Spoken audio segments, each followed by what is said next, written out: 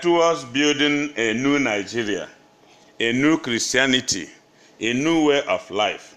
Our pulpits must stop talking about miracles and breakthroughs, because the message our youth are hearing is that through miracles and breakthroughs, you can get something out of nothing. You can never get something out of nothing. What they are hearing is that it is possible to reap where you have not sown. The national cycle of Nigerians today is more like, if it is good for me now, it doesn't matter what happens later. If truth be told, our churches have largely contributed to this. Our messages of instant gratification have led to a whole generation of people who only want to see instant results, immediate relief, and a painless profit. This is not the natural course of nature. My brother, our youth to change, our messages must also change. For our nation to change, our pulpit must also change.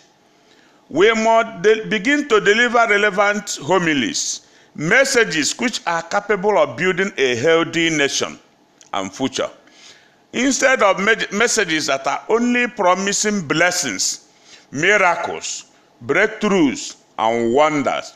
We must replace these messages with preaching on virtues such as hard work, creativity, dedication, commitment, perseverance, diligence, responsibility, etc. We must stop glorifying people who became wealthy from unexplainable sources.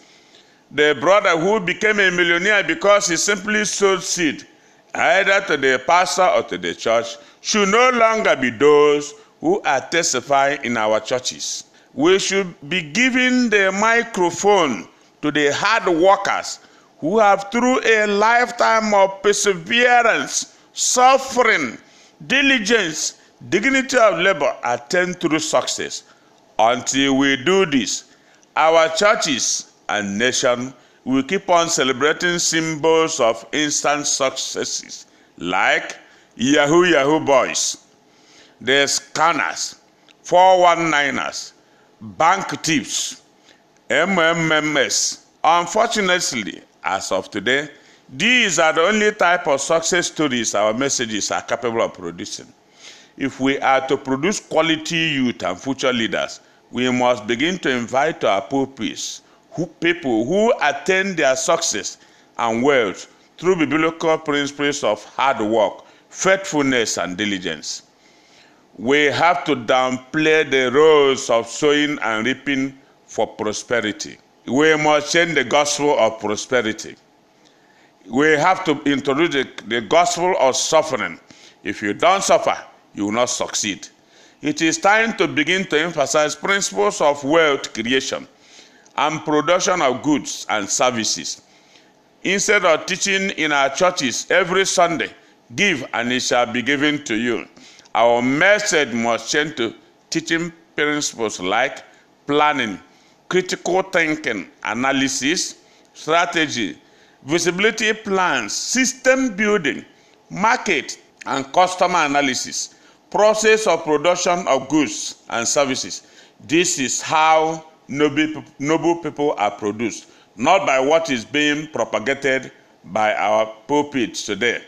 With the message we have today in our churches and society at large, it is no wonder that these young people now act as if God is the rewarder of laziness and mediocrity.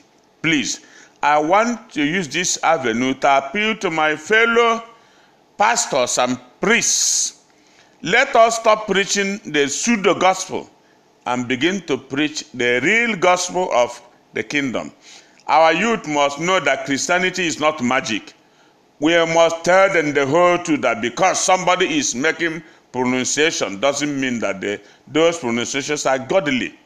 We must let them know that they don't need a pastor's blessing to make it in life.